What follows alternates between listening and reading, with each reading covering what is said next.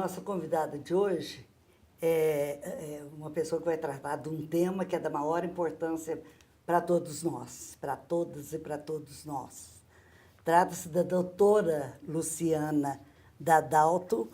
Ela é advogada com experiência no direito médico e da saúde, doutora em Ciências da Saúde pela Faculdade de Medicina de Minas Gerais, mestre em Direito Privado pela PUC Minas, administradora do portal testamentovital.com.br, autora de livros e artigos científicos no Brasil e no exterior, e é também professora universitária. Pois é, nós vamos tratar aqui desse tema tão importante. Ele começa a aparecer em todo lugar, né? Principalmente entre as pessoas portadoras de uma doença grave ou de idosos mesmo. Eu vejo constantemente o pessoal se envolvendo nesse tema. Trata-se do testamento vital, que, pelo que eu entendi, eu sou leiga na matéria, né? Pelo que eu entendi, é a declaração de vontade da pessoa quando ainda está, né, como é que a gente fala? Lúcida, né? Lúcida, Capaz. exato. E ela, então, ela declara, ela faz o tratamento dizendo como ela gostaria de ser a questão da morte, né? Os tratamentos no final da E vida. os tratamentos, isso mesmo. Então, eu queria que você começasse falando um pouco do testamento vital, né? E quando que ele começou a ser mais procurado, né? Aqui no Brasil. Eu acho que a lei aqui talvez seja muito conservadora. Então, vamos lá. Eu tô falando um pouquinho e falando que eu sou leiga, porque eu sou advogada também, mas nunca velejei por essa área, né? Então, você está com a palavra para dar todas as informações. Bom, o testamento vital, ele é um documento de manifestação de vontade feita por uma pessoa capaz, lúcida, no pleno gozo de suas faculdades mentais, no qual essa pessoa vai deixar escrito quais tratamentos, cuidados e procedimentos médicos ela aceita ou não ser submetida quando ela estiver com uma doença incurável, terminal, fora de possibilidades terapêuticas. É muito utilizado, esse é um documento já muito utilizado nos Estados Unidos, na Europa, e chegou no Brasil há pouco tempo. Nós ainda não temos nenhuma lei sobre o testamento vital, mas nós temos uma resolução do Conselho Federal de Medicina, a resolução número 1995 de 2012. Então, depois dessa resolução, o número de testamentos vitais feitos, realizados no Brasil, tem aumentado diariamente. E como que as pessoas fazem para poder redigir esse testamento? Então, como a gente não tem lei no país, não existe nenhuma formalidade, porque não tem nenhuma lei que determine uma formalidade. É verdade. Mas é importante que a pessoa que queira fazer procure um advogado, né, de confiança, exatamente porque o fato de não ter lei também abre uma janela de possibilidades, inclusive para que esse documento seja invalidado depois. Por isso que é importante ter o acompanhamento de um advogado especialista no tema, que saiba ajudar e orientar. Eu sempre recomendo que a pessoa que queira fazer também procure um médico de confiança, porque o médico tem o conhecimento técnico para explicar para a pessoa o que pode estar escrito nesse documento. E só para dar um exemplo, por exemplo, a pessoa que chegar e disser o seguinte: não, eu quero ser assistida nos meus últimos momentos pela eutanásia, eu não quero sofrer, e aí a eutanásia. Mas aí, especificamente em relação à eutanásia, não é possível, porque a gente já tem lei no Brasil que proíbe a eutanásia. Então, o que pode estar escrito no testamento vital são as recusas ou aceitação de tratamentos que não são vedados pela lei. Então, eutanásia eu não poderia fazer no Isso. Brasil. Eu perguntei até para provocar mesmo, para dar um exemplo. Agora, por exemplo, eu posso dizer que se eu tiver com um câncer terminal, eu não quero ir para o CTI. Eu quero ser cuidada na minha casa. Ou eu não quero, se eu tiver com câncer terminal, eu não quero fazer uma quimioterapia, uma radioterapia, Sim. porque já se sabe que é terminal. Ou se eu tiver esclerose lateral amiotrófica, eu não quero um ventilador, respirar por ventilação artificial, eu não quero ser entubado. Então, não é só... A gente associa muito o testamento vital à situação de doença terminal, né? O câncer, principalmente. Mas a gente também trabalha o testamento vital, tanto no Brasil quanto no exterior, com os casos de demência avançada, então Alzheimer ou alguma, outra demência não nomeada tão claramente, Parkinson, o próprio estado vegetativo, pessoas que sofrem acidentes de carro e ficam em estado vegetativo. Então, a gama é muito grande, não é só na terminalidade. Nós temos também nessas doenças crônicas avançadas e no estado vegetativo persistente. E, além de você, tem outros médicos que se preocupam? Vocês têm uma associação? Têm uma vontade de apresentar um projeto de lei, por exemplo? Na verdade, assim, aqui em Belo Horizonte tem a SOTAMIG, que é a Sociedade de Tanatologia e Cuidados Paliativos. O doutor Assunção? Conheço uma pessoa ligada. Isso, ele foi um dos fundadores da SOTAMIG.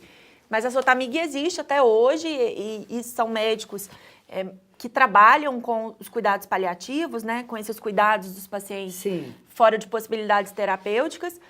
E, agora, essa questão do projeto de lei é uma questão muito controversa, talvez, porque eu, por exemplo, na minha dissertação de mestrado, em 2009, propus um texto de um projeto de lei. E eu nunca consegui nenhum político, nenhum deputado, nem senador que estivesse disposto a levar adiante, porque todos eles falam que o tema é muito polêmico e que vai dar muita confusão, então eles preferem não se envolver, porque realmente, quando a gente trabalha com fim de vida, a gente dá margem para discussões de eutanásia, para discussões religiosas, morais, e gera certos conflitos. Então, eu acho que a gente ainda não tem uma maturidade, talvez, no Brasil, para aprovar e para discutir. Mas se você encontrasse algum que topasse entrar, podia ser pelo menos para levantar a discussão. Sim, que aí começa a ter audiência pública. Exato. A questão, assim, o Conselho Federal de Medicina, depois que ele regulamentou esse tema, eles têm uma ideia de capitanear uma discussão sobre uma lei de testamento vital no Brasil.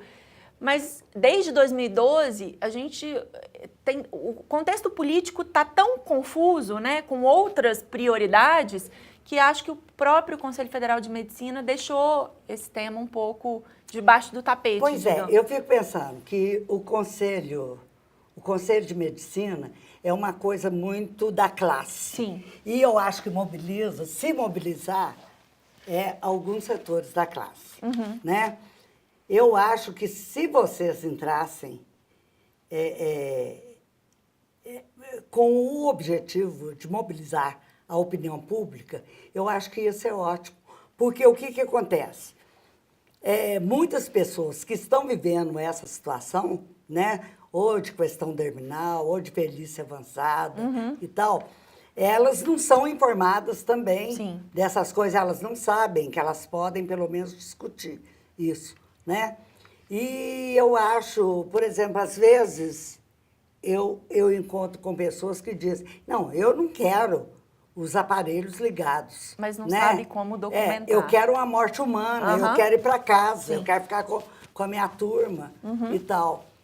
Outros não querem nem ouvir falar em morte, A maioria... Não, é a turma dos 40, A turma dos 40 que acha que nunca vai chegar lá. Então, por mim, por exemplo, eu gostaria muito de ter um ambiente para discutir. Agora, eu sou daquelas que tenho acesso a todas as informações que, no momento, existem, até mesmo eu fiz parte de um grupo onde eu esqueci o primeiro nome dele, onde o doutor Assunção, chamar ele assim, ele fazia parte desse grupo também, e a gente discutia abertamente as dúvidas, quer dizer, sabendo da eutanásia, que não era possível, mas que existe muita coisa que você pode discutir sim.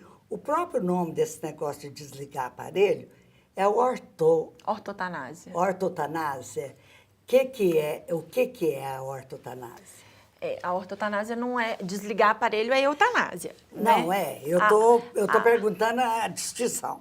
A ortotanásia é garantir que o paciente tenha um fim de vida digno, sem prolongar demais. Então, um paciente, por exemplo, de novo, que está com um câncer terminal, já se sabe que não existe tratamento médico.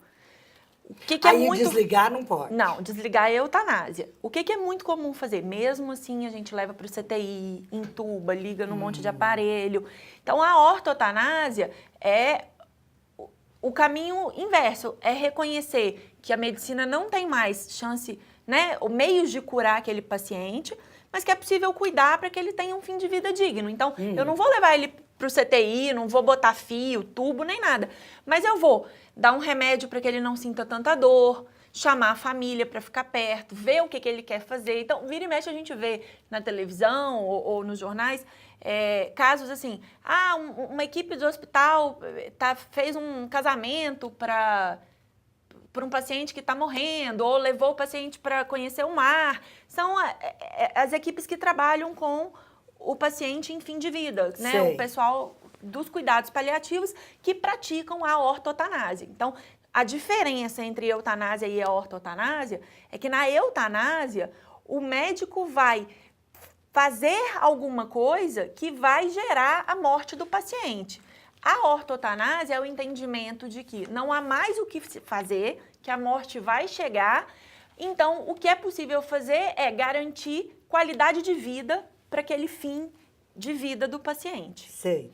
Deixa eu te falar uma coisa. Eu tive duas experiências até, com pessoas que morreram, né, nas minhas mãos. E então, a primeira pessoa, ela foi medicada com a morfina e dali a 4 horas ela faleceu. Depois, o segundo caso que eu tive, aí o médico conversou comigo num hospital de alto conceito, né?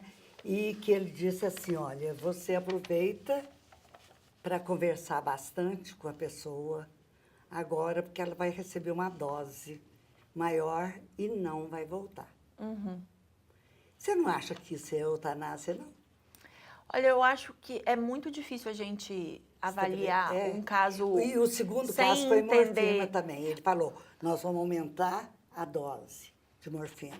Né? Porque eu sou advogada, né? Eu não sou médico, então eu não tenho condições técnicas para avaliar. Mas a gente sabe, sim, que a morfina, em algumas situações, ela abrevia a morte, né? Ela faz a morte chegar mais rápido. Os paliativistas, os geriatras, as pessoas que lidam com essas drogas, né? Com o fim da vida, já relatam isso. Mas eu acho muito complicado a gente pegar um caso que eu não conheço muito bem e analisar, dizendo foi eutanásia ou não foi eutanásia. Eu só estou trazendo isso aqui para. Mas a eutanásia, o que é importante na eutanásia é que existe a vontade de praticar o ato, né? A vontade declarada. Eu faço aquilo para que o paciente morra. Pois é, e o paciente declara, assim, olha, eu quero... Isso.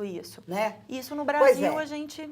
Nós vamos ter que dar uma interrompida, e a nossa interrompida aqui é muito rápida. Nós voltamos em 1 minuto. Em 1 minuto estamos aqui de volta.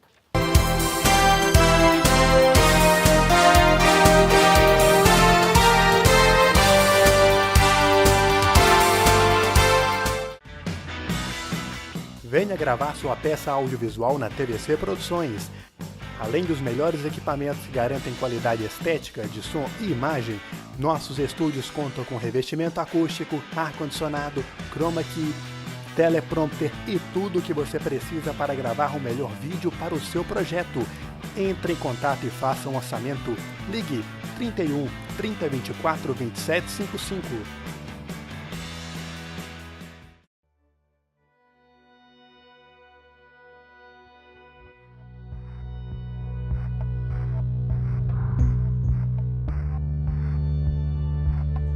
What exists in every corner of the world? Embraced and celebrated in some countries, but is illegal in 76. What is hidden for fear of public shame, imprisonment, torture, or in 7 countries even the death penalty? What tears families apart?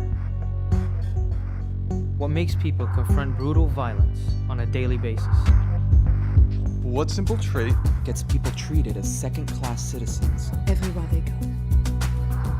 What gets children kicked out of homes, Students bullied and expelled from schools. and workers fired from jobs without warning? What has existed in every country throughout history, But some people still consider Abnormal.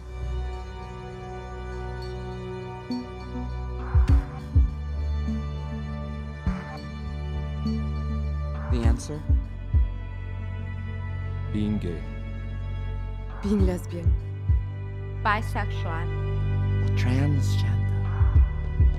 All over the world, millions of people face violence and discrimination just for being who they are.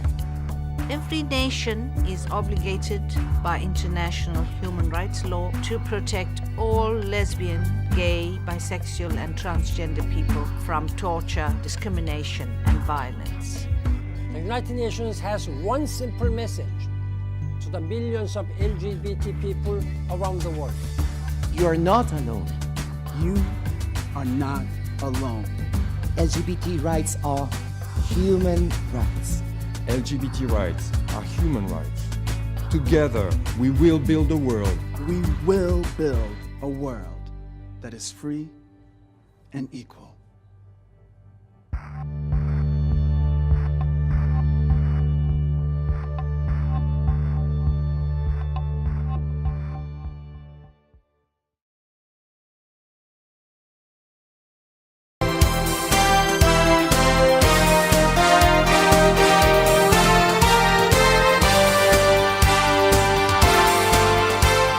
Pois é, nós hoje estamos conversando com a doutora Luciana Dadalto, que é advogada com experiência em direito médico. E exatamente por isso nós estamos conversando as questões ligadas à saúde. Ela é doutora em ciência da saúde pela Faculdade de Medicina da UFMG. Ela é mestre também em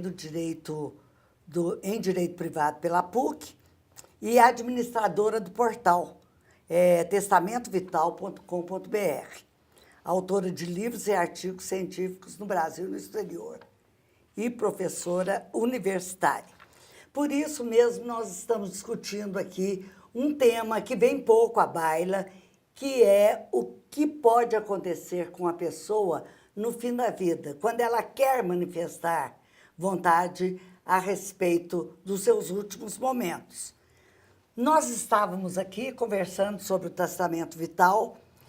Você já descreveu, de modo geral, o que é, mas o que mais que existe a respeito do testamento vital? Já vou colocar algumas coisas aqui. Depois de feito, tem que fazer mais alguma coisa, já que não tem lei no país? Tem que ter testemunha, não tem? Como é que é?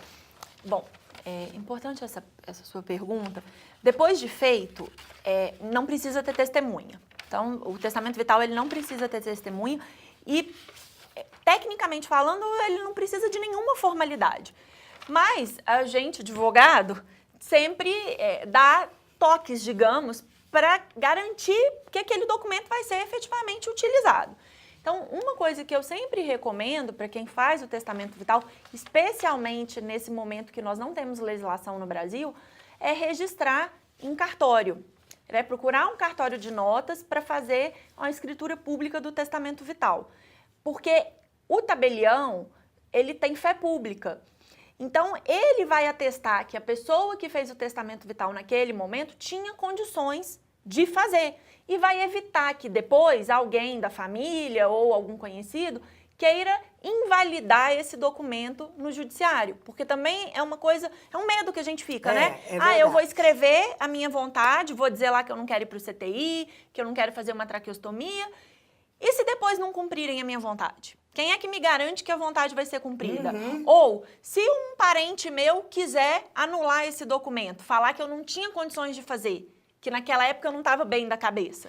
Então, quando a gente vai e registra isso num cartório, a possibilidade desse documento ser questionado, ser invalidado, é muito menor. Difícil, é né? muito mais difícil. Tem aquele ditado popular que cautela e canja de galinha não faz mal a ninguém. Exato. Né? Então eu acho que o é uma advogado cautela. usa muito cartório exatamente como cautela. É uma cautela. Né? Então, assim, vamos imaginar uma pessoa falar, mas eu não quero procurar um advogado para fazer um testamento vital. Você pode fazer em casa, pegar uma folha e escrever. A questão é que os termos médicos, muitas vezes o leigo não sabe muito bem o que fazer. Então, por isso que eu sempre recomendo que se busque a orientação de um médico de confiança, de um advogado especialista no assunto e que se registre no cartório, lembrando que não precisa de testemunha. E uma coisa que é importante ficar claro é que o nome testamento vital lembra muito, né? Testamento, a gente lembra de divisão de patrimônio, né? E não tem nada a ver. Não tem, isso que né? eu ia te Isso perguntar. é importante, o testamento vital ele não é o lugar que eu vou dividir meu patrimônio.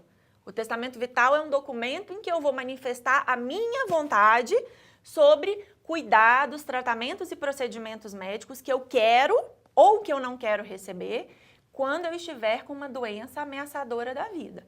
Quando eu estiver no que a gente chama de fim de vida, sem possibilidades terapêuticas. Só nessas situações ele vai valer.